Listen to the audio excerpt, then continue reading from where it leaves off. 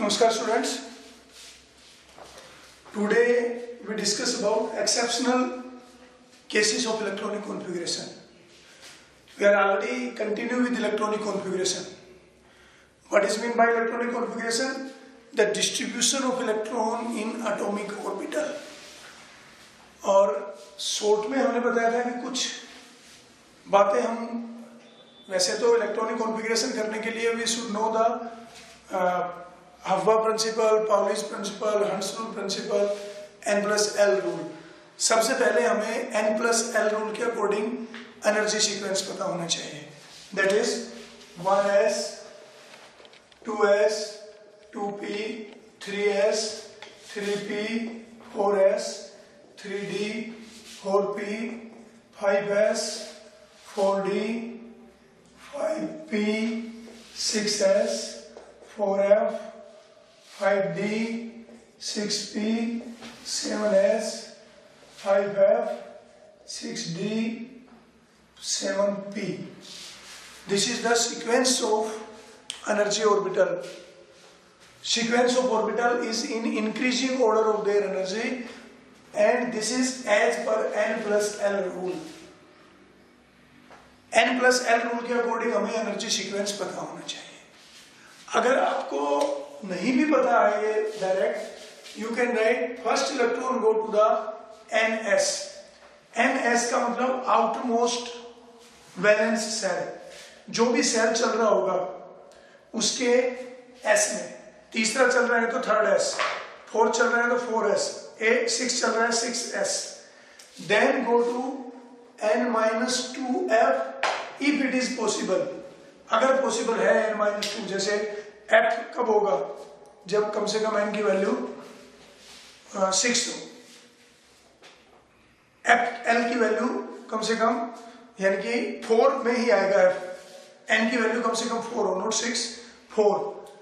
n1 अगर है तो सिर्फ s होगा, 2 है तो s और p, 3 है तो sp और d, और f है तो sp, 4 है तो sp d f. तो n-2f, तो यहाँ जब 6 वैल्यू आएगी, 6 आएगी तभी है 4f आएगा. Then n-1d and then np. ये होगा डिस्ट्रीब्यूशन, इसके अकॉर्डिंग होगा. फिर we can take helium, neon, krypton. इधर ले लेते हैं थोड़ा सा, helium, neon, krypton, argon, krypton, xenon, radon. These are elements having stable distribution of electron, stable electronic configurations, arrangement of 2, arrangement of 18, arrangement of 36, 54 and 86. इसके बाद start होगा 2s, 3s, 4s, 6s, 7s और n की value आ जाएगी, और इसके according हमें electronic configuration करना है.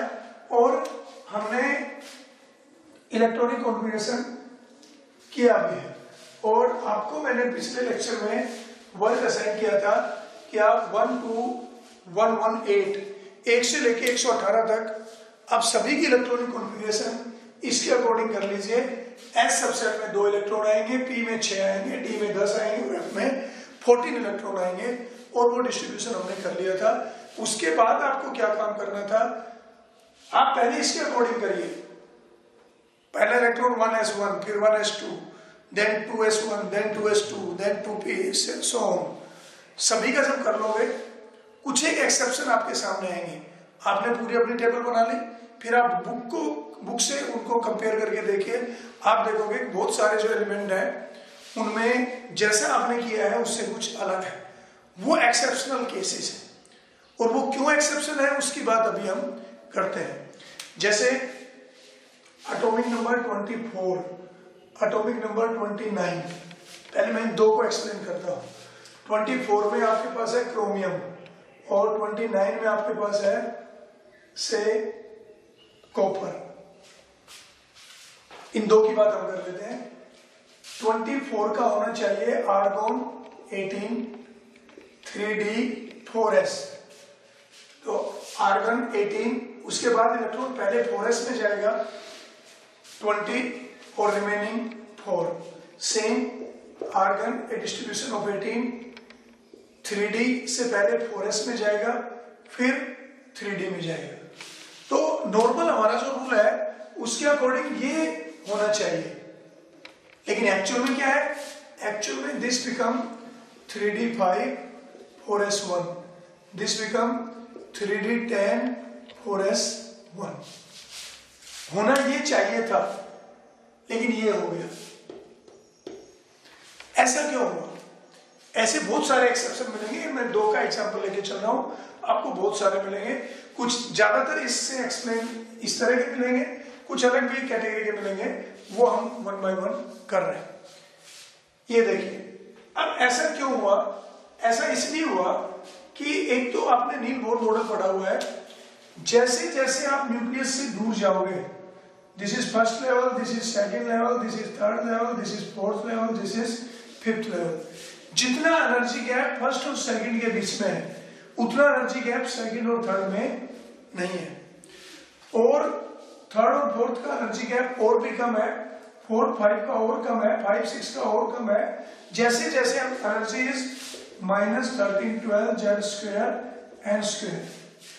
अगर हाइड्रोजन की बात करें और z की वैल्यू आप यहाँ 1 रख लें तो पहले लेवल में आ रहा है इतना, दूसरे लेवल में 4 से डिवाइड करेंगे तो आएगा लगभग इतना, एग्जैक्ट कैलकुलेशन आप कर लेना।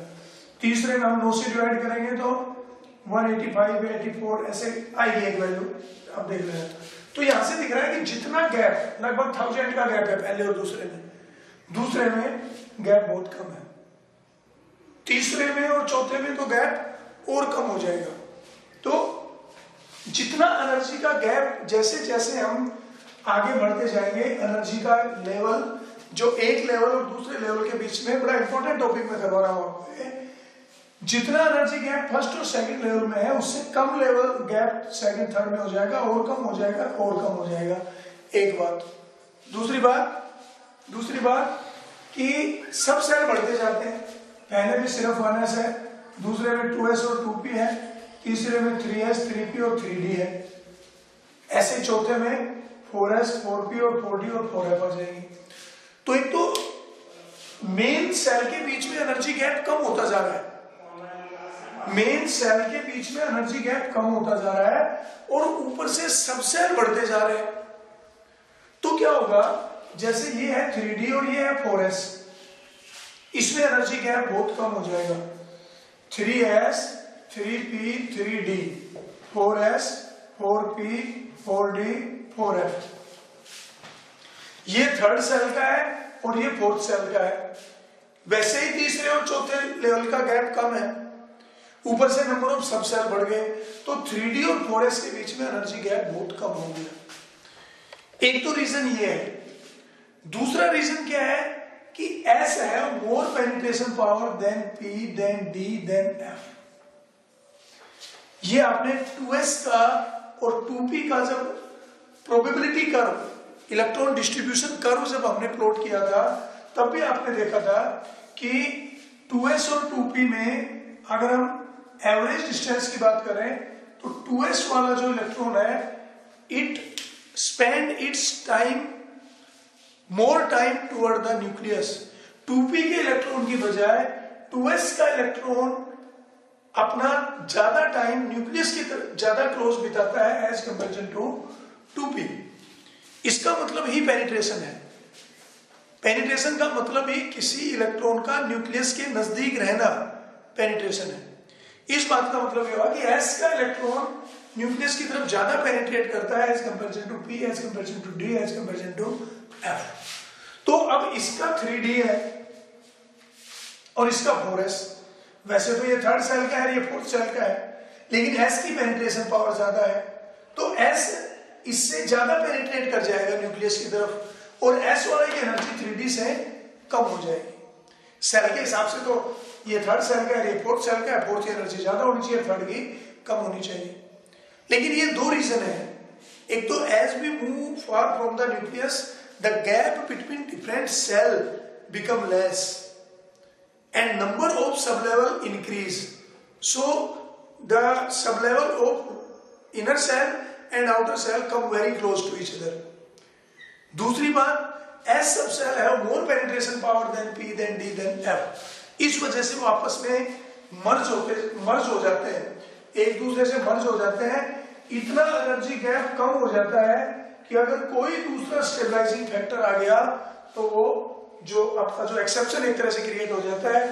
1s और 2s में एनर्जी गैप ज्यादा है, 2s और 2p में कम है, या फिर ये अलग अलग सेल के हैं थोड़ा गैप है, लेकिन जितना गैप 1s और 2s में था उससे कम गैप 3p और 4s में है. ये थर्ड सेल का है और ये बल्कि 3d मानोगे आप क्योंकि थर्ड का d है.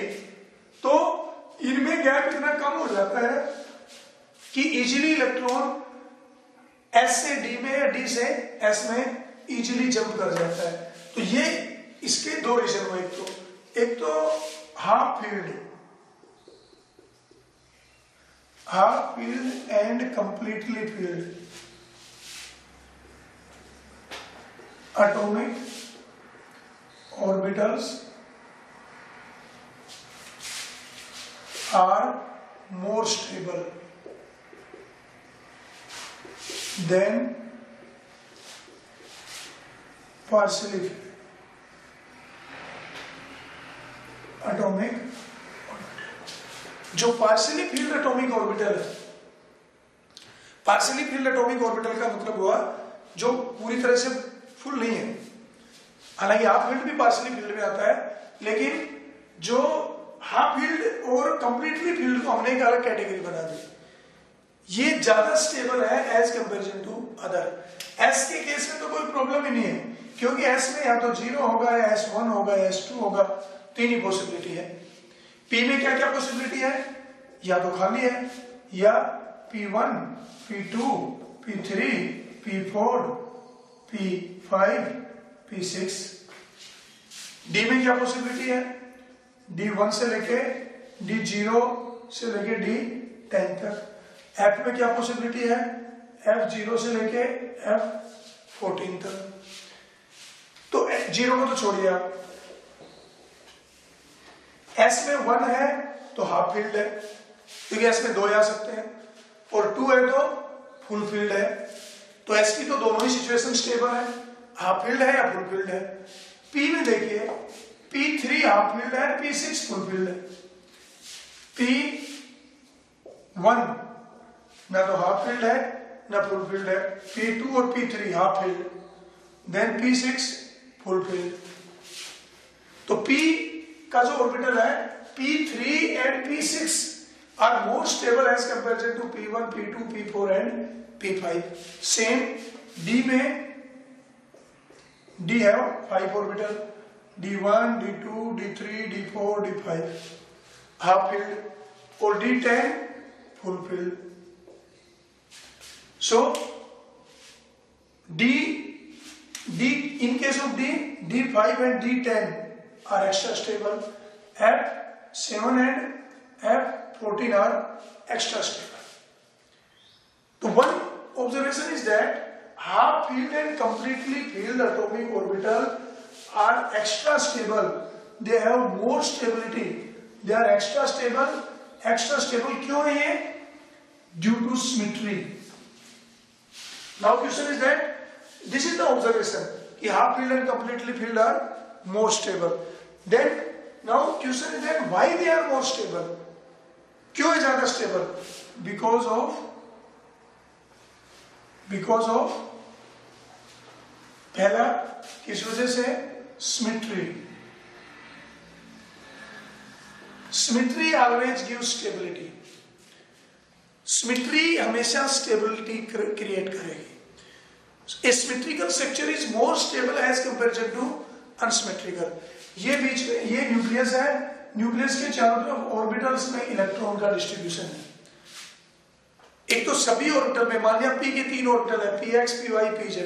एक इलेक्ट्रॉन इसमें है, एक इलेक्ट्रॉन इसमें, एक इलेक्ट्रॉन इसमें है. This is more stable situation as comparison to यहाँ और यहाँ है, यहाँ नहीं है.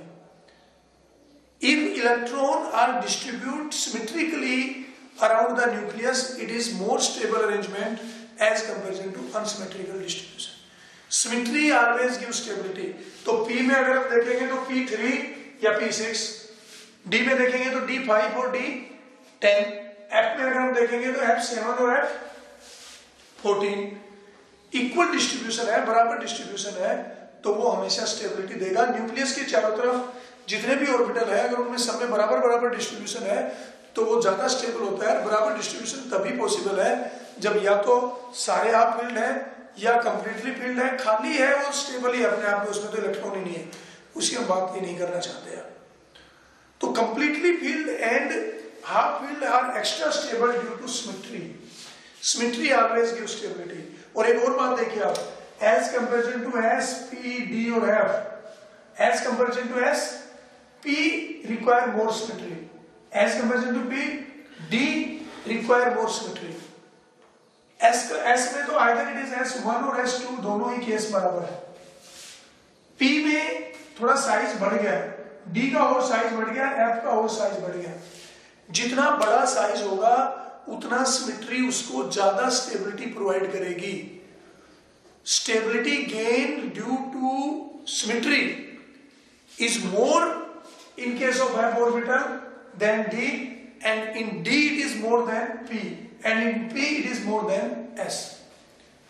दूसरी बात, दो रीजन है इसके पीछे में। जैसे जैसे आप न्यूक्लियस से दूर जाओगे साइज बढ़ता जाएगा, सिमेट्री प्रोवाइड मोर स्टेबिलिटी। छोटे साइज में सिमेट्री की ज्यादा जरूरत है ही नहीं। छोटा साइज जब है, जब इलेक्ट्रॉन न्यूक्लियस के ज्यादा क्लोज है, it is under more influence of the nucleus, nucleus उनको अच्छी तरह से कंट्रोल रख लेगा। बड़ा साइज है, इलेक्ट्रॉन न्यूक्लियस से दूर हो गए, now it requires symmetrical distribution. Without symmetry now the attractive force reduce. ऐसे तो अट्रैक्टिव फोर्स का डिस्टेंस से लिंक है, लेकिन हम यहाँ पे सिमेट्री की बात कर रहे हैं, एनर्जी की हम बात कर रहे हैं। और इसका मतलब लार्जर साइज, बिगर साइज में ज्यादा स्टेबिलिटी प्रोवाइड करेगी। कभी आपने एक पेड़ की एग्जांपल ले लेते हैं, हम एक पेड़ है, उस पेड़ के सभी टहनियां चारों तरफ बराबर बराबर है तो ज्यादा स्टेबल है, या सारी टहनी एक ही तरफ हो जाए तो ज्यादा स्टेबल है? सारी टहनी अगर एक ही तरफ हो गई, हवा आएगी तो पेड़ गिर जाएगा। लेकिन अगर चारों तरफ बराबर है तो बैलेंस है। Same symmetrical distribution of electron gives stability.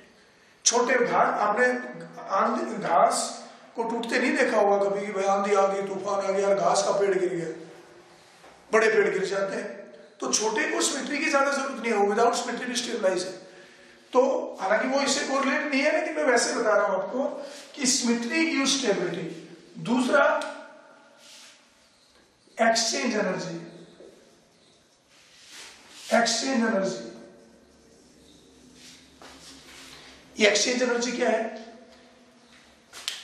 When degenerate orbital is there, say Px, or in case of D, you can take 5.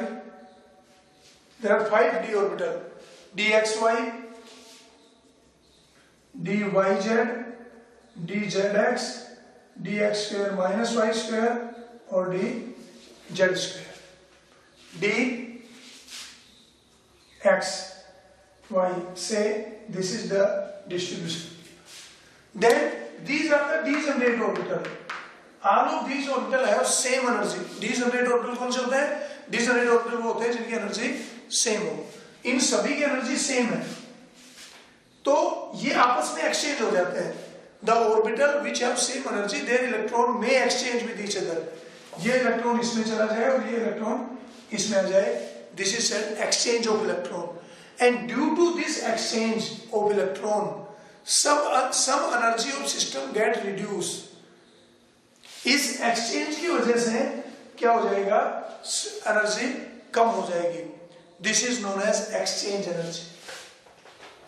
Exchange energy means due to exchange of electron within degenerate orbital, the energy of system get reduced. This is known as exchange energy. जितनी exchange energy ज्यादा reduce होगी उतना stability ज्यादा होगी, क्योंकि जितनी energy ज्यादा होगी स्टेबिलिटी कम होगी, एनर्जी कम होगी तो स्टेबिलिटी ज्यादा होगी। So less will be the energy, more will be the stability. एक सिस्टम की एनर्जी 10 किलो जूल है, and due to exchange energy 2 kilo joule energy कम होगी ड्यू टू एक्सचेंज, तो 8 किलो जूल हो जाएगी इसकी। और अगर due to exchange 3 kilo joule reduce होती तो 7 किलो जूल बन जाएगी। तो which is more stable? 7 kilo joule is more stable. इसका मतलब जितनी एक्सचेंज एनर्जी ज्यादा उतनी उसकी एनर्जी कम और स्टेबिलिटी ज्यादा। तो exchange energy is the energy reduced due to exchange of electron within degenerate orbitals. और symmetry means equal distribution of electrons around the nucleus. These two factors give stability. So why half filled and completely filled are more stable? There are two reasons.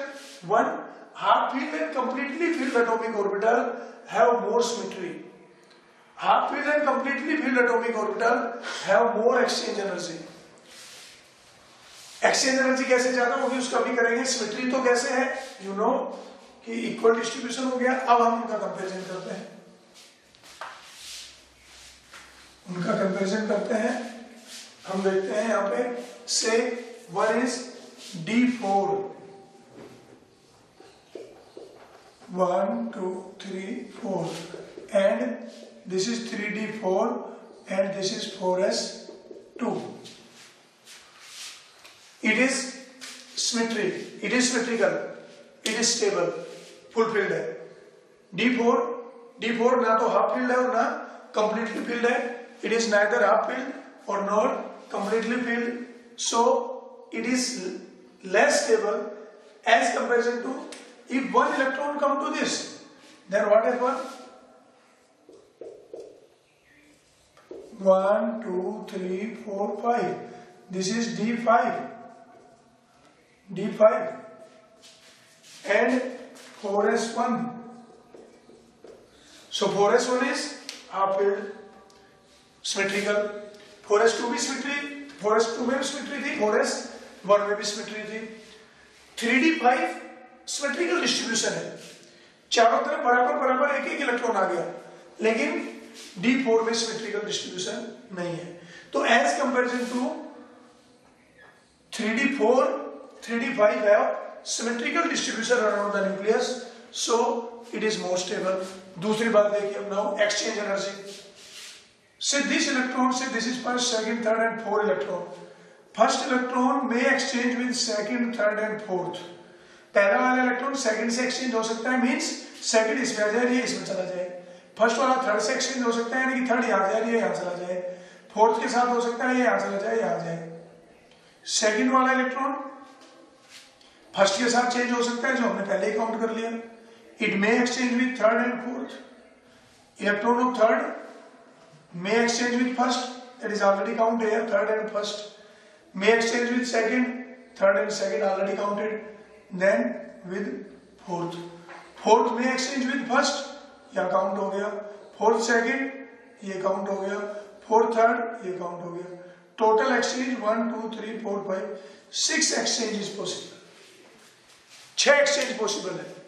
और या ये तो है one, वो तो अलग energy का है। 3D and 1s 4s note degenerate, इनकी एनर्जी बराबर नहीं है, ये डिजनरेट है। इनमें एक्सचेंज एनर्जी की बात हम करेंगे तो इनमें करेंगे। तो 1 2 3 4 5, तो फर्स्ट इलेक्ट्रॉन में exchange with second, third, fourth और fifth, because all of they are degenerate. Second may exchange with first, already counted, so third, fourth and fifth. Third may count with first, third and first, and with second, third and second, then remaining are 4 and 5. 4 with first, 4 and first, 4 and second, 4 and second, 4 and third, 4 and third, then with 5.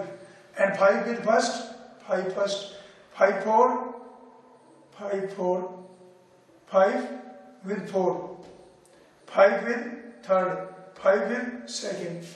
So total number of exchange 1 2 3 4 5 6 7 8 9 10. 10 exchange is possible. So in this case, if electronic configuration is D4s2, D4 is not symmetrical and have less exchange energy. Only 6 exchange are possible. But in case of this it is more symmetrical and number of exchange is also more possible.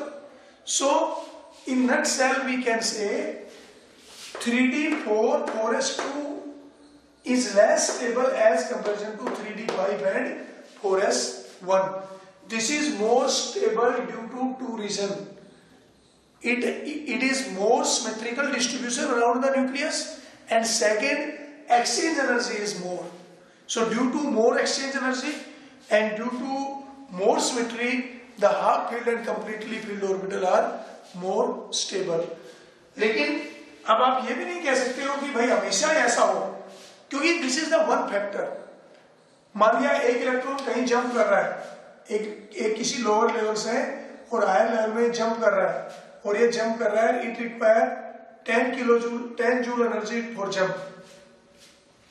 10 joule energy चाहिए वहां पे उसको, तो energy तो ज्यादा यहां होगी. लेकिन अगर इस जंप की वजह से 10 किलो जूल एनर्जी सिस्टम की बढ़ गई due to jump from lower level to higher level, लेकिन due to symmetry it loss 4 kilo joule energy, and due to more exchange it loss से 8 किलो जूल एनर्जी. इस jump की वजह से when electron we can say avoid the n+l rule when an electron jump from lower level to higher level, and if this jump is compensated by other factor, 4 kilo joule ये हो गया तो से for example 2 kilo joule, तो ये electron lower level energy level की बजाय higher level में ज्यादा स्टेबल हो जाएगा. क्यों हो गया? क्योंकि वहां जाके इसमें सिमेट्री आ गई. और तो यानी कि और अगर रिवर्स होता, एनर्जी गैप होता 15 किलो जूल, सिमेट्री आती है 4 किलो जूल, एक्सचेंज एनर्जी बढ़ती है 8 किलो जूल, 12 + 3, तो यहां तो एनर्जी बढ़ रही है. इसका मतलब ये नहीं कि कोई भी एक्सचेंज कर दोगे आप. 3D और 4s के बीच में एनर्जी गैप बहुत कम है, ऑलरेडी वो हम कर चुके. There is a very less energy difference between 3D and 4s, very less energy difference between 5s and 4D, very less energy difference between 6s, 4f and 5d, less energy difference between these. तो energy difference बहुत कम है, energy difference बहुत कम है, energy difference बहुत कम है. बल्कि जैसे जैसे आगे जाएंगे, जितना गैप यहाँ है उससे भी कम डिफरेंस यहाँ होगा, और उससे भी कम डिफरेंस यहाँ होगा, और उससे भी कम डिफरेंस आपस में यहाँ होगा. क्योंकि एक तो मेन लेवल के बीच में एनर्जी गैप कम होता जा रहा है, ऊपर से सब लेवल बढ़ते जा रहे हैं. एस की पेनिट्रेशन पावर ज्यादा है एज कंपेरिजन टू पीडीएफ, तो वो ज्यादा पेनिट्रेट करके अंदर की तरफ आ रहा है. इसीलिए तो 4f में इलेक्ट्रॉन जाने से पहले 6s में चला गया, इसकी एनर्जी कम है इसीलिए तो चला गया. तो आगे आगे जाके मर्ज हो रहे हैं, और वहां पे अगर कोई और फैक्टर अगर उनको अलाउ कर देता है, एक सिंपल सी बात है, आप कहीं जा रहे हो, वहां पे आपका 10 रुपया खर्चा लगता है और आपको वहां पे 20 रुपए मिल जाते हैं, तो आप आराम से जाओगे, क्या दिक्कत है? हमारा जो 10 रुपए का खर्चा हुआ वो कंपनसेट हो गया, ओवरऑल वी गेट स्टेबलाइज. लेकिन आप वहां जा रहे हो, जाने में खर्चा तो लग रहा है 20 रुपया और आपको वहां मिलता है 15 रुपया. क्यों जाओगे? क्योंकि आपका जो एक्सपेंडिचर हुआ वो नहीं कंपनसेट हो रहा है. तो कुल मिला के अगर कहीं इलेक्ट्रॉन एनर्जी सीक्वेंस जो हमने n+l के अकॉर्डिंग बनाया हुआ है और उसका एक्सेप्शन आ रहा है, तो उस एक्सेप्शन के पीछे कोई रीजन है, वो लेवल अलाउ हो रहा है, उसके पीछे कोई कारण है. और कारण यही है कि वो किसी न किसी फैक्टर से स्टेबलाइज हो रहा है, जो हम n+l में कंसिडर नहीं किया हमने. तो ज्यादातर केसेस में n+l रूल फॉलो होता है, लेकिन जहां फॉलो नहीं हो रहा है, जहां एक्सेप्शन है, वहां पे आप एक्सप्लेन करोगे. जैसे कॉपर और क्रोमियम का एग्जांपल है, हमारे नॉर्मल हिसाब से ये होनी चाहिए थी इलेक्ट्रॉनिक कॉन्फिगरेशन, लेकिन एक्चुअल में ये है. इसका रीजन आप ये कहोगे because half filled and completely filled are more stable, they are extra stable. वो एक्स्ट्रा स्टेबल क्यों है? उसके लिए आप कहोगे because they are half filled, they are more symmetrical, और completely filled is also more symmetrical, and this symmetry provide stability. Second आप कहोगे if number of electron in degenerate orbital are more, then exchange energy is also increase. So due to more exchange energy and more symmetry, this D5 is more stable than D4, D10 is more stable than D9. बहुत सारे exception आपके इस factor से explain हो जाएंगे।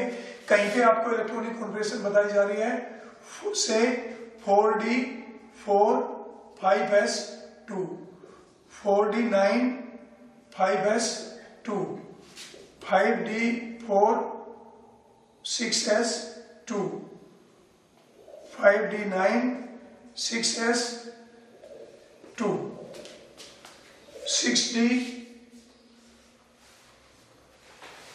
6D में तो छोड़िए आप, 6D को आप इन्हीं को करिए। So this become 4D 5s1. This become 4D 10 5s1, same like this. और this become 5D5, D4 का D5 बन गया 6s1, and this become 5D10 6s1, जहाँ S2 होना चाहिए था।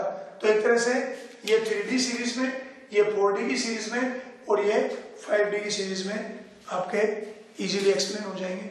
अगर कहीं पे हो रहा है आपका से 6s2 5D1 4f6, ये इलेक्ट्रॉनिक कॉन्फ़िगरेशन है, और इसकी बजाय बन जाता है 6s2 5D0 4f7। रीजन बता सकते हो?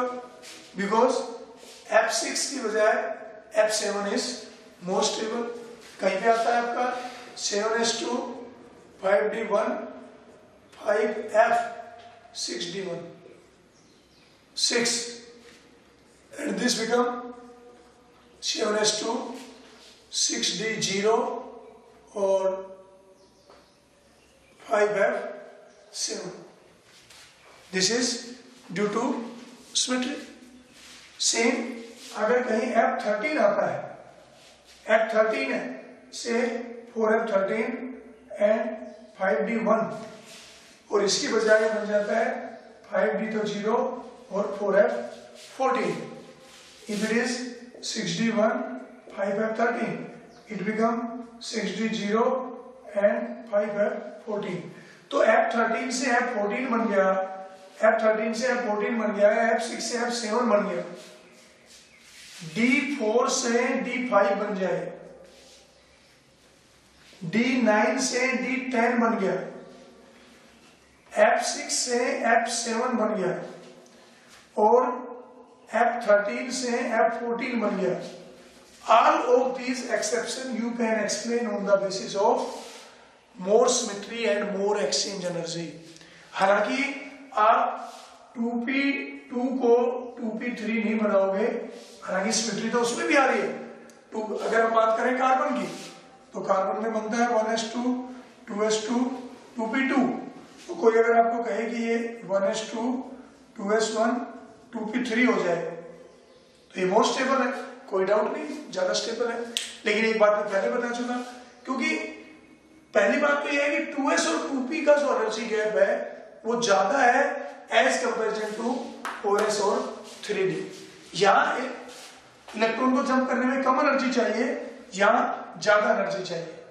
दूसरी बात, कार्बन का साइज छोटा है, सेकंड सेल न्यूक्लियस के क्लोज है, अट्रैक्शन फैक्टर ज्यादा है, इफेक्टिव न्यूक्लियर चार्ज ज्यादा है, no need of symmetry, less अगर अट्रैक्शन लेस सिमेट्री है तो भी ये स्टेबलाइज हो जाएगा.